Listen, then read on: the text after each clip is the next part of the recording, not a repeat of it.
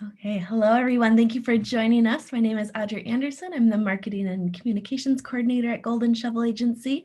We're so glad that you could join us today for our webinar. It's time to take control of your lead generation process. We're happy to have you all here, and we're very excited to have Chris Murray, the VP of Partnership at Lead Forensics, joining us as well to teach you exactly what the title says, how to take control of your lead generation process. Golden Shovel Agency started using lead forensics a couple years ago, and we found quite success with it.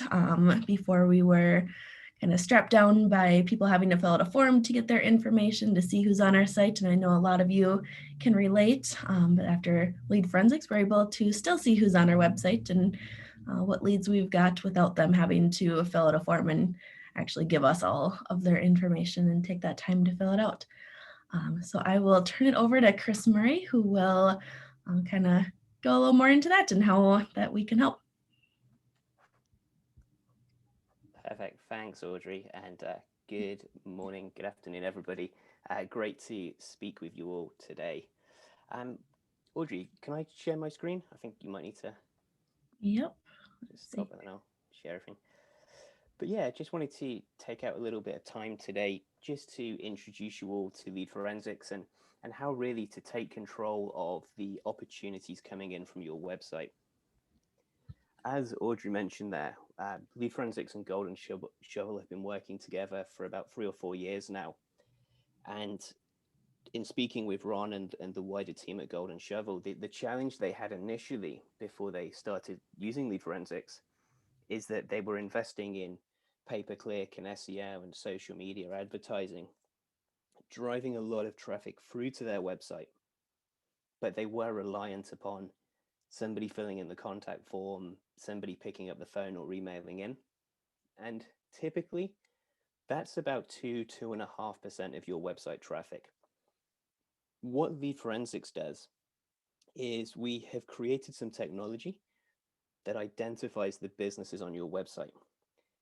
So Golden Shovel reached out to us and sort of came on board with lead forensics as a way of identifying those businesses that were hitting their website, having a look around their website, looking at some of the key pages and some of the content that the team had produced, but then potentially just moving on and potentially coming back a little further down the line, or potentially just moving on and checking out another agency, unfortunately.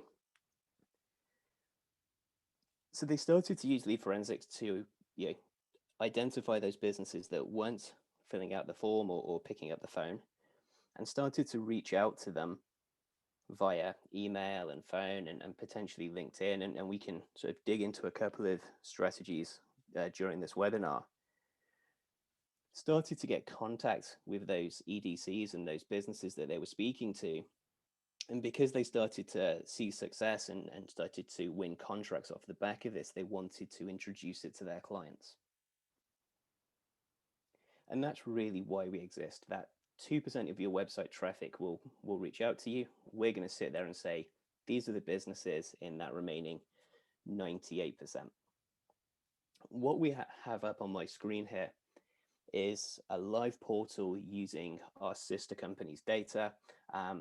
They are a marketing agency. They're over in the UK, and we've just taken some historic data from 12 months ago and just looped it and brought it up to speed. And what I wanted to do today is just give you a quick overview around some of the key features and functionality, and then we can talk about how you can potentially use the software. So just quickly explaining what we've got on my screen here, and this is the key aspect of the technology and the solution. So we've got a list of the businesses that have been on our sister company's website. So we can see when they're on the website, who they are, the time they spent on the website on this particular visit, the particular office location of this visitor, the industry, and this is all aligned to the SIC code of that visit, the number of employees, and then how they got there, the number of visits, and then the number of pages that they looked at on this particular visit. On the right-hand side here, I've got this visit from CubeSmart. I was looking at this one this morning and found it particularly interesting because CubeSmart have hundreds, potentially thousands of locations across the US. And what we can see here is that we've been able to identify and take it down to a very particular location. So when using this software, we can see exactly who the business is that's looking at the website, and we know where in that organization they're from. So what we've got on the right here, contact information, links to social channels, the specific address, and some firmographic information. If we scroll down slightly, we can actually see that journey through the website. So we can see that they spent just shy of 2 minutes on the website. So we can see that they looked at the homepage for 4 seconds, moved across to B2B demand generation, 40 seconds on B2B digital, B2B strategy, work, and then they left off this Schnabel, or Schnabel, not quite sure the correct pronunciation of that one, there. So the team at Really, the client we're looking at here, they're a digital marketing agency. So we can see that somebody from CubeSmart spent 2 minutes on the website. They had a really good look around the website, looked at a number of key pages. And we can also see here, they searched for B2B digital marketing in Bing. So if you're the client, you provide marketing services and you've got this visit, this is potentially really interesting. So if we just scroll up here, what we can do here is we can just check with our CRM. So we can potentially automate an integration. So we say, do we know CubeSmart? Do we have a relationship with them? Are they a client? Are they a prospect? So what we can do here, just for the purposes of this, I will tag them as new lead. And this gives them this little label on the very left-hand side here. And then what I can do as well is I can assign them across to a particular individual and add some comments. That will then send me an email and say CubeSmart have been assigned to you. And then every time CubeSmart comes back onto the website, it's going to send me an email notification in real time and say, hey, CubeSmart are back on the website, and it's going to give me their journey. So if I'm out there prospecting this particular business, I might put a phone call in, I might send some emails. If I then get a real-time notification that says, hey, CubeSmart are on the website, I can look at that and say, well, I've just spoken to them. They're obviously doing the homework off the back of our conversation.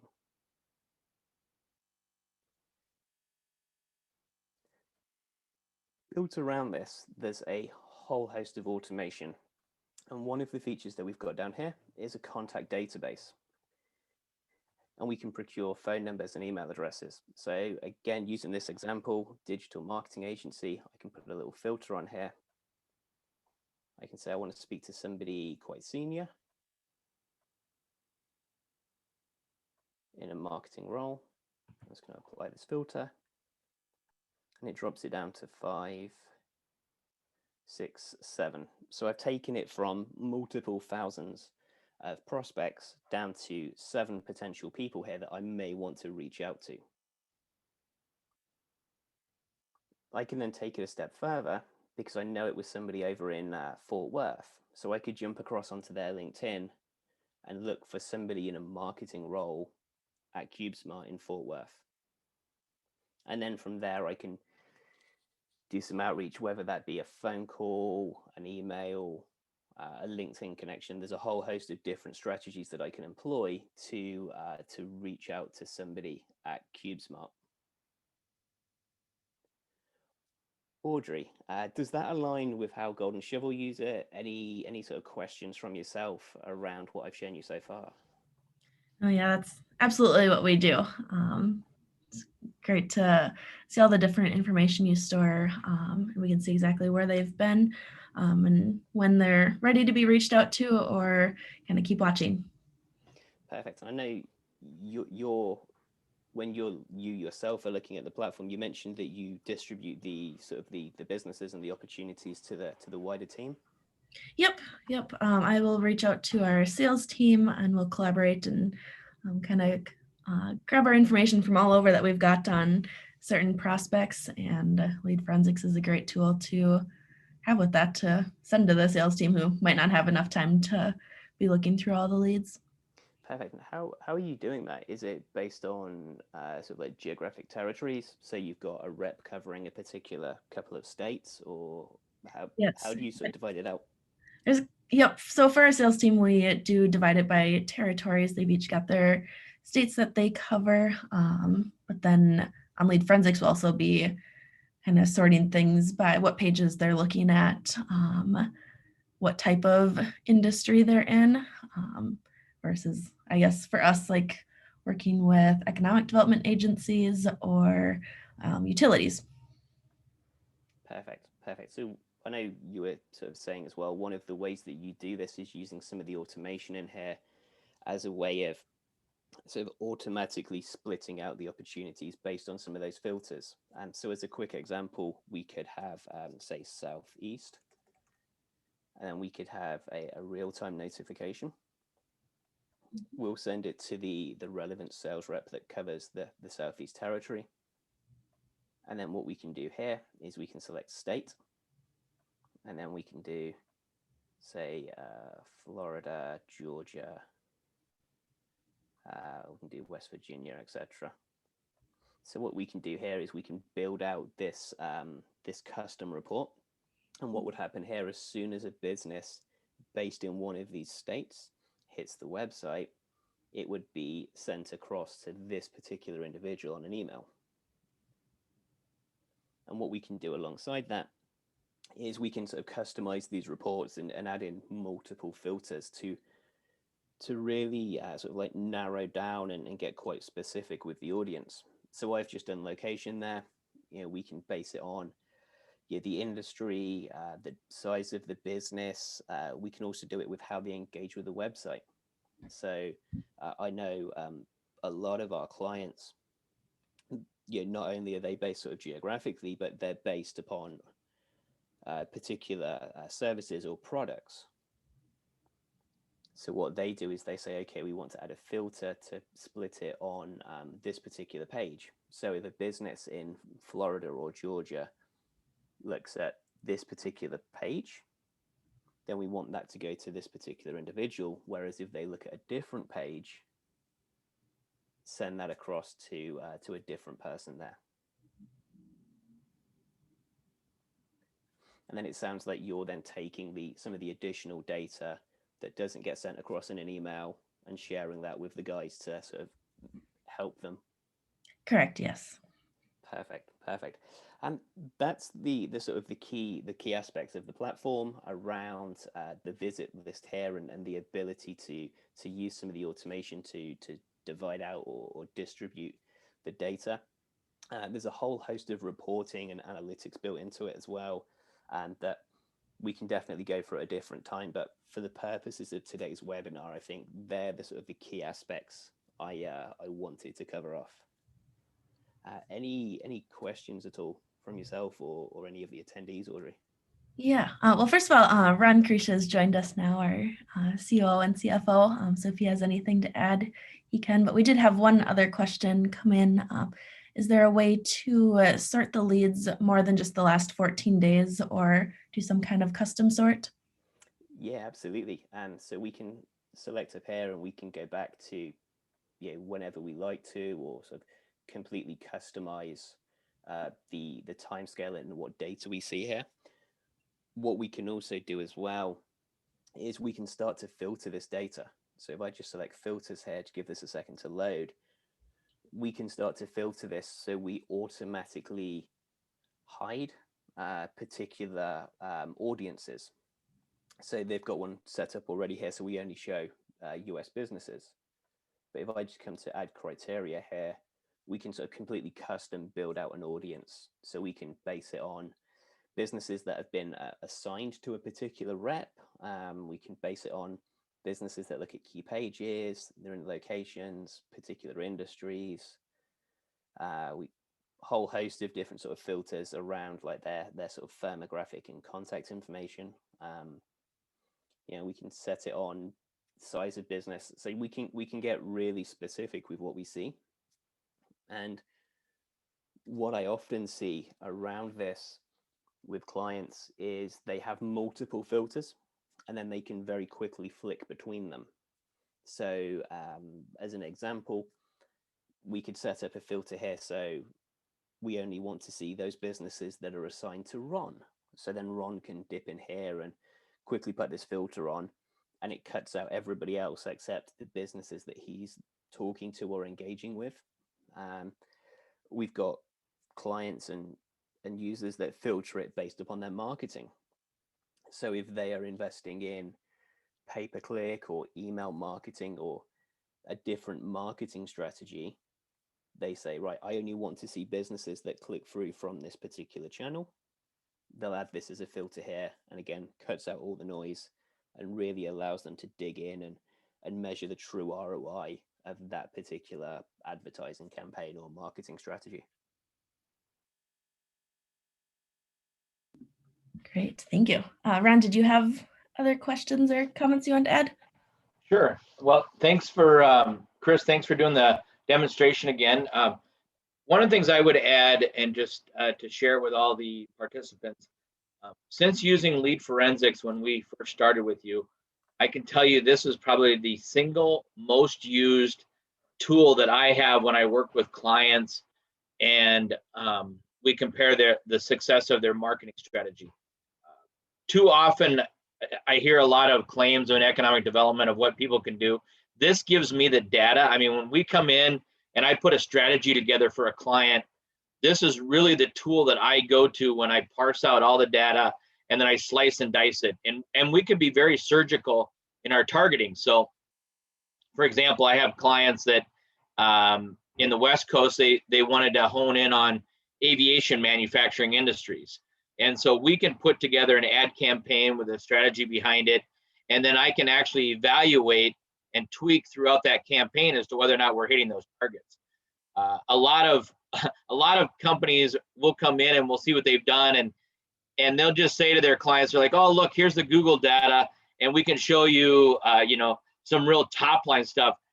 With lead forensics, I can take it 3 or 4 levels deeper, and then I can get very, very, as I said, strategic and surgical about who we're going to go after, to the point where I've had some client strategies where we specifically went after certain companies, not just the industry, and we were able to drill right into that and see how effective we were.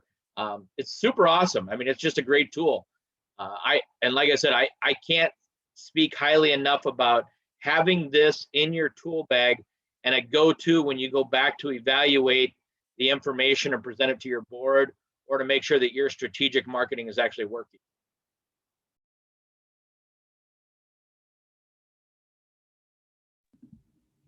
Perfect. Thanks, Ron. It looks like we've got a couple of questions in the chat as well. Gavin has asked, does the platform support an API to third-party CRMs? Yes, it does. There's a couple of different integrations that we have built out already. It really depends on what CRM you're using. So Salesforce, Dynamics, Sugar, HubSpot, Zoho, there's a stack. We've probably got about 15 or 16 sort of pre-built integrations. Outside of that, we've got an API where somebody can custom build something, or we can potentially custom build something as well for you. And Ron, a question for you. If someone is an existing customer of Golden Shovel, how do they use this product? Well, we'll set this up and work with Chris and get you lined up. And then we basically install a little code on their website, and we know how to do this very, very well. And since we already control the website, it's very easy to plug it in. And then from there, we just start running reports, and we can start going over those with the clients. Some clients I go over with them monthly, some I go over it with them quarterly, but really all you're doing is pulling the data out and looking to see where the success is. And the other thing is, you'll get a sense of, within 30 days or so, you'll start to get a sense of what industries and what specific companies are reaching out to your economic development efforts. And then we work with clients and they start reaching out on LinkedIn, or they start calling in, but they start the outreach of trying to figure out who in that company was interested and how they may be able to answer their questions or invite them into their community for a tour. So I'm kind of piggybacking off of that question for Chris. Someone was asking, how do I approach a lead once I know who they are? That's a great question, and there's not necessarily a this is the right thing to do. There's a whole host of different strategies and techniques our clients are using. Yeah, some are picking up the phone and just going straight in. So using the CubeSmart example here, somebody might just grab the phone to I don't know, Amy Mahoney. She's the director of digital marketing. Yeah, pick up the phone, try and get hold of Amy, and just go straight in. A lot of clients might just go and not feel so comfortable doing that, so they want to send an email and sort of go softly. I don't necessarily recommend email because we all receive so many like promotional emails every day, and it may just get swept up in that. If it was me, I would potentially reach out to Amy via LinkedIn, start connecting with her that way, start trying to engage with her that way, and sort of take it from there. There's also two school of thoughts around, are you direct? Do you tell somebody you've seen them on the website? Or do you just sort of laugh it off as a bit of a coincidence? I think the most successful strategy I've seen is where people are sort of direct, but they put a little bit of a customer servicey spin on it. So they may reach out to somebody and be like, hey, it's Chris here from Lead Forensics. We use a piece of technology with our website, and it tells us when our clients are looking at us. It just allows us to best serve their needs. Bit of a funny one, but it's actually just flagged up that somebody from CubeSmart was on our website this morning. Normally we speak to digital marketing directors. I'm not sure if that was yourself on the website, but yeah, just wanted to give you a quick call, see if there's any additional content I can share with you. So it's like a customer servicey way of saying we've seen you on the website. And that seems to sort of be quite well received by the people that our clients are talking to based on their feedback. There is a whole host of additional information up here in the community. So there's like scripted talk tracks and email templates and things like that that our clients are using quite successfully in there. But yeah, what I always say is try a few different things, see what you feel comfortable with, and then replicate that, because something's going to work for somebody and it might not work for somebody else. So it's just trying what you find most comfortable with and what works best for you, and then just replicating. Yeah, and if I could just jump here, Chris, those are great suggestions. What we recommend to our economic development clients is first step, reach out over LinkedIn and be honest, let them know, hey, we saw somebody from your company, maybe it was you investigating our economic development services, and we just wanted to reach out to make sure that we could provide that information. So you take it, let them know how you made the contact, and you're just fulfilling their request, right? You're just trying to get them more information. And here's what we have found. The clients that immediately, or the prospects that immediately pull back and say, whoa, and they feel a little bit off-putting by it, they're probably not working with you anyway. They're probably not coming to your community. But the prospects that immediately engage with you and say, yeah, you know what, that wasn't me, or I know somebody who may have been looking in, now that they're able to start that conversation, and what they find you as the community or the economic development entity is that you're really on top of things, you're really ready to work with them, and you want to remove barriers or obstacles to help them. And that really is what we find is successful in economic development, is businesses want to partner with communities that really just want to remove obstacles and work with them in a relationship manner. And you can use that this way. So that's what we found. And your suggestions are spot on, Chris. Just be honest. Hey, Chris, just want to let you know, we saw someone from Lead Forensics was checking us out. Maybe it was you, or maybe you know who it was, and take it from there. And then let the prospect lead you to the next place. They're either going to say, no, it wasn't me, and I know who it was, or I can put you in that direction, or they're just going to simply say, no, it wasn't me. But either way, it's just a conversation. We're not the CIA. We're not spying on anybody. We're just reacting to a knock on the door or a ring of the doorbell, if you will.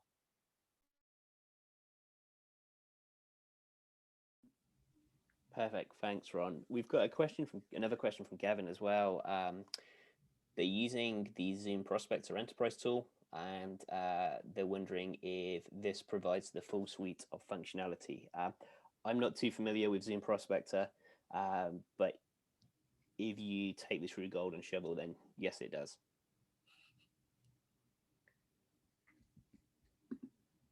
So we had another question come to us about Canada or the EU that doesn't necessarily allow unknown email soliciting. Do you have any best practices for countries like that? Yeah, absolutely. So lead forensics is from the UK.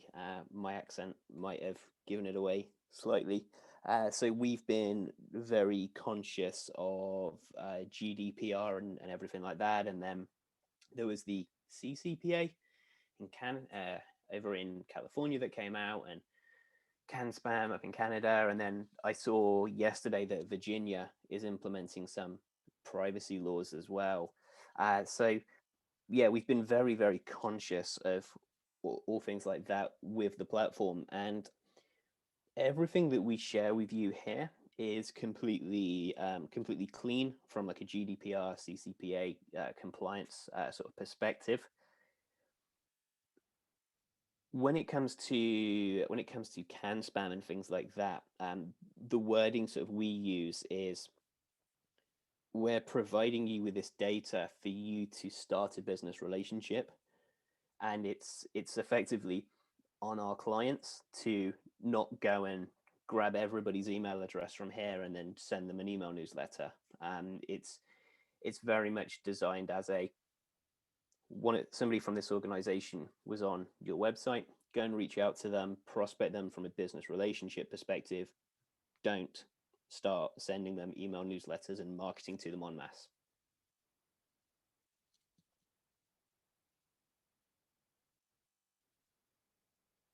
Great, thank you for that. Someone was wondering if you could show off the dashboard features.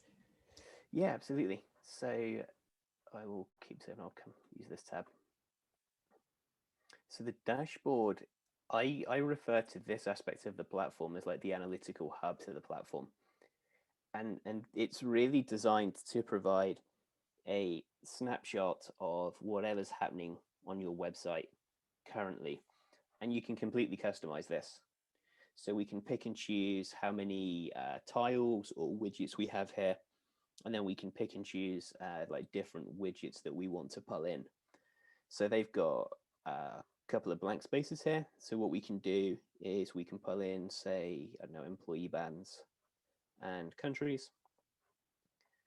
And then we can, it's already set at last 14 days, but we can pick and choose how this data is presented to us and sort of like the timescale. And then it's all drag and drop and interchangeable.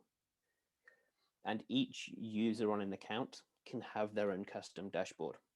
So Audrey, I'm sure if I were to look at the dashboard that you have set up on your account, it will be wildly different from what Ron or Victor or some of the wider team have set up. Yep.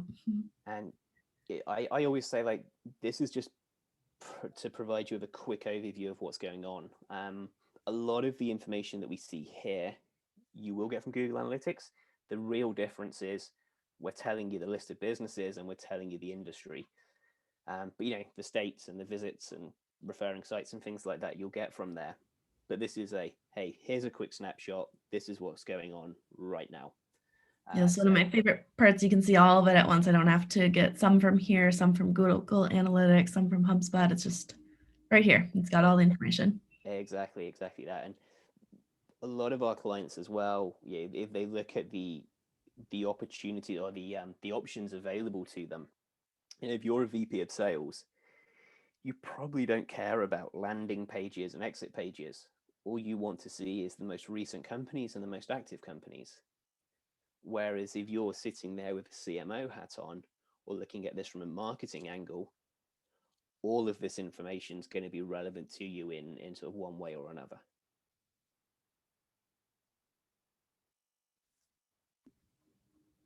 Absolutely. Another question, once someone has lead forensics, what's the best way to get trained in using it? Is there like an academy or certification process in the product? Yeah, absolutely. So the community up here, well, there's two pieces to this. So the community up here has a whole host of training and support documents, and there's like a course or courses you can do in there around different features and functionality.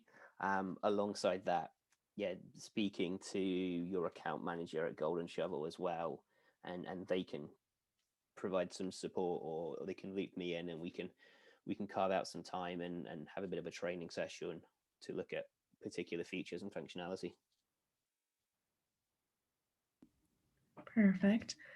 Someone mentioned that one of their favorite features is being able to export lists into an Excel spreadsheet to kind of separate the information out. Um, do you want to talk about any of that? Yeah, there's a couple of ways you can do that. So you can just come in here and export it this way and just download a spreadsheet of everything we've got on the page here. Or alongside that, I mentioned the trigger report feature before. Oh, here we go. It's now loading the export. I'll come back to that in a second. Uh, or we can use this and we could do like a scheduled report via email, and this will come across to me as a CSV file. And then this is where I can build out that audience as well. So I could say, send me a report of all the businesses that have hit the website in the last week in the US and Canada, and cut out anything international. So we can sort of clean it up and say, just send me this data. If I come back to this, this is the export of their visitors list over the last 2 weeks. So we've got multiple sort of data fields here, and yeah, a sort of full export of everything that's going on with their website. Awesome. And then is there a way for maybe like a sales team, if they're already working with this prospect, to search if they have been on our site in the past? Yeah, so you can click search, and it will, yeah, you can search your company names and things like that. The other way of doing this is using this feature here called Data Manager, and what you can actually do here is import lists of businesses onto the platform. And I'm not sure if you're using this feature yourselves over there at Golden Shovel, but what you can do here is you can take multiple lists, so an email newsletter, recipient list, a particular account manager's clients, your Thursday morning breakfast club, all the attendees for that. You can put multiple lists in here, and then as and when those businesses hit the website, the software can sort of label them and send you an email in real time.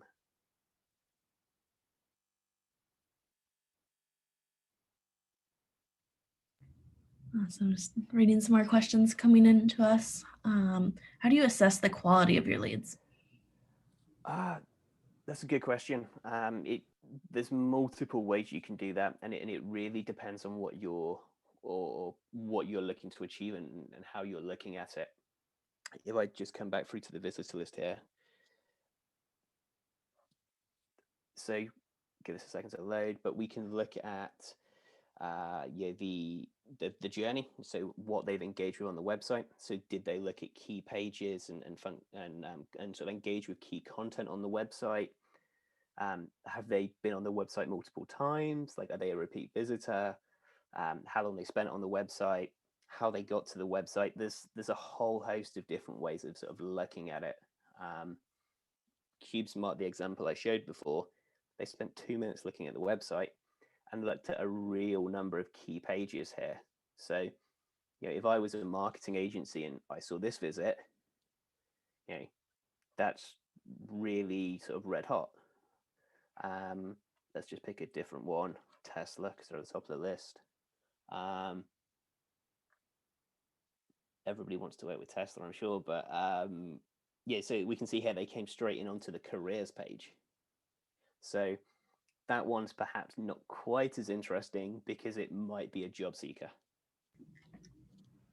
And is this something that Lead Forensics sets up between like warm and hot leads, or is that something that people can set up on their own? Yeah, so you set it up yourselves. So if I just open a new tab here. So you basically set up the parameters or the score. So I'm just going to come to this here, and we'll just and then this. So if somebody hits 10 points, they get warm. If somebody hits 20, they get hot on this one. And it's basically saying, right, if somebody, they get 2 points for every visit, they get 2 points for every page view. We can completely customize that. We can put in a minus score if it's like a historic visit. And then what we can do as well is we can actually add additional criteria here.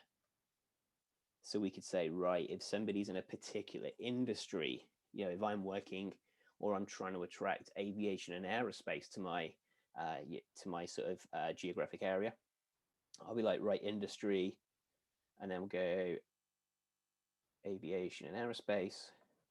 I want to give that a score of 50. Or if somebody's looked at the careers page, page is one of the options here somewhere. You might have to do it on a conversion. So if somebody's hit the careers page, I might want to give that a minus 100. So you can completely customize what this formula looks like, and that then will sort of impact what we see on this page here. That's awesome. I can see this on the screen, but I don't think we've really touched on it. With lead forensics, you are able to see where exactly your leads are coming from, correct? Like paid ads versus just searching, clicking a link. Yeah, exactly that. So we've got the referrer column here. This Baco products one, they've come through a link on, it's just popped up in the very bottom left of my screen. I'm not sure if you can see it, but topseos.com is the page. I don't know if there's any Google pay-per-click on here. It doesn't look like it. But where it says Google here, just underneath this, it would say pay-per-click if it's like a PPC visit. Oh, here we go. So Design Data and Masters Pharma, they've clicked through via pay-per-click. Awesome. Another question. Now that a lot of people are working from home, are we still able to track them as a website visitor? Yes. So that's another good question.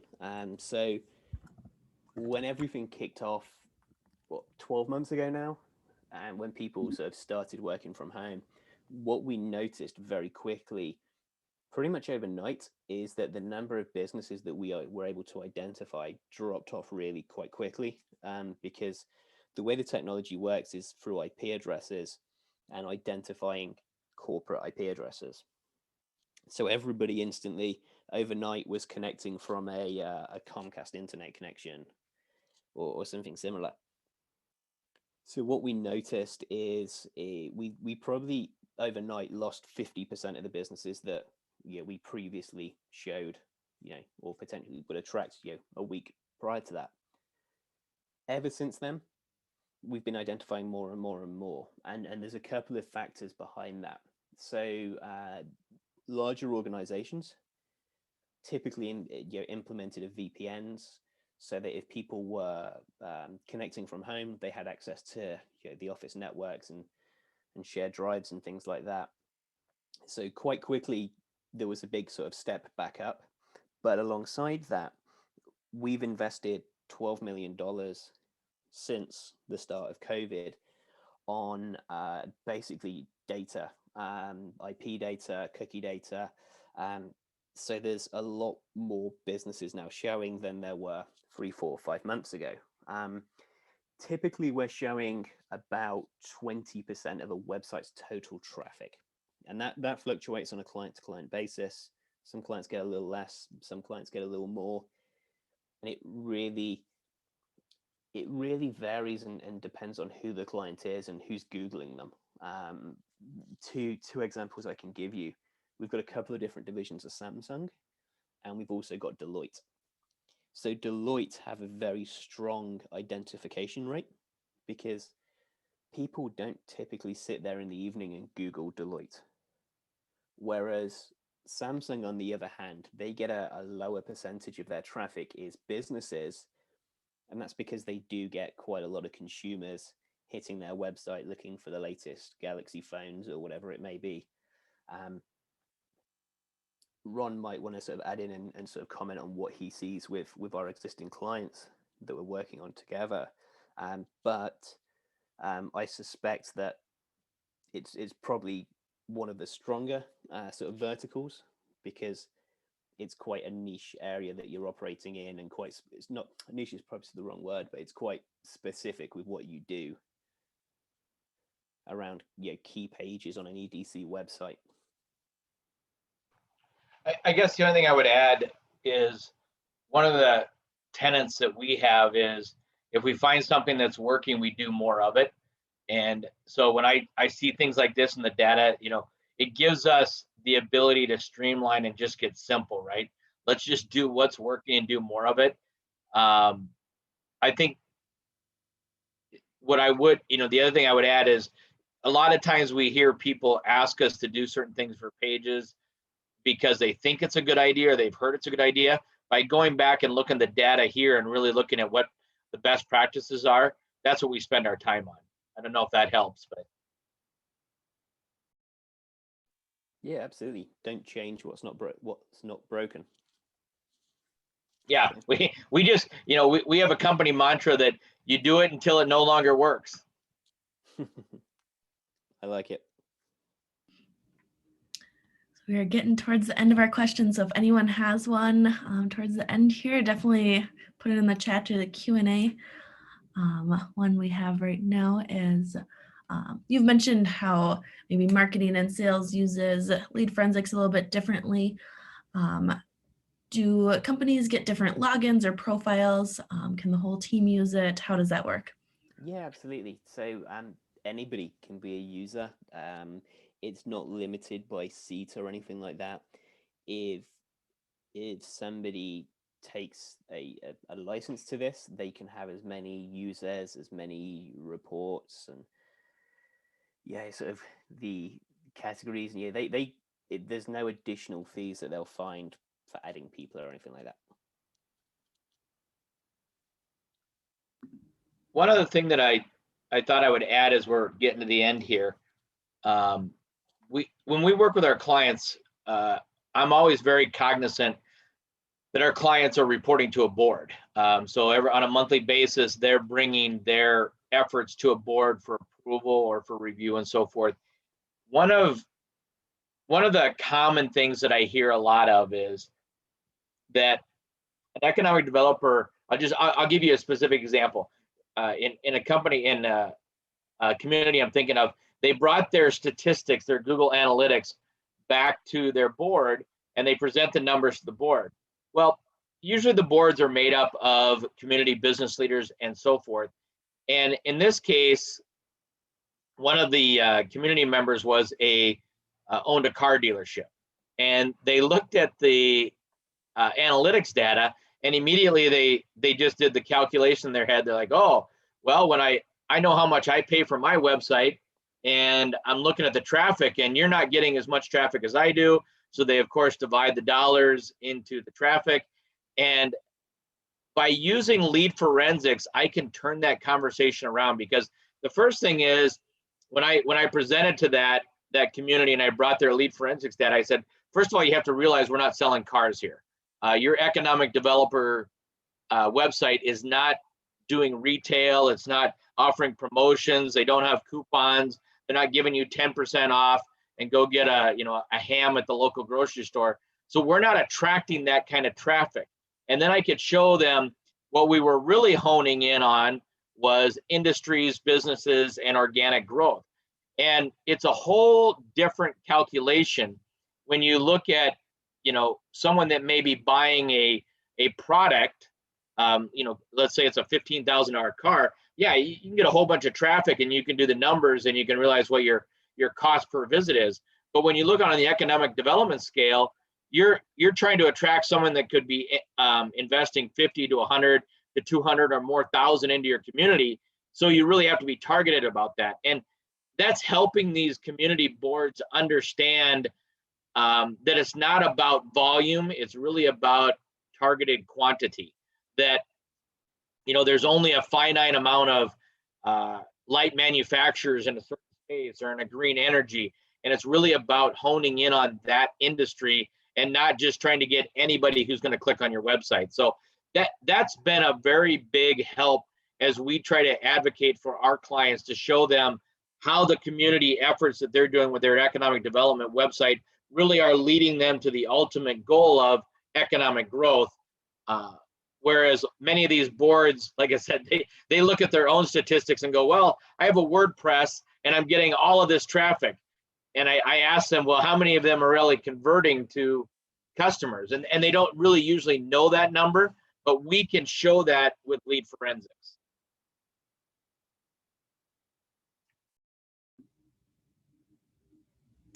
Absolutely. That was the end of questions that I've got. Anyone have anything else they'd like to add?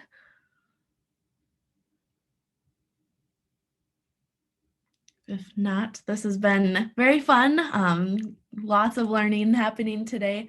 We will be sending a recording to everyone that was registered. So be on the lookout on your inboxes soon for that. Thank you, Chris, so much for joining us and going through all of this. Hey, you're welcome. Thank you, everybody, for joining us. Chris, always great to present next to you, and don't lose that British accent. That's so critical to all the presentations we do. I'm sure over time it's going to become slightly more American. But I appreciate your time. Awesome. Thank you, everyone.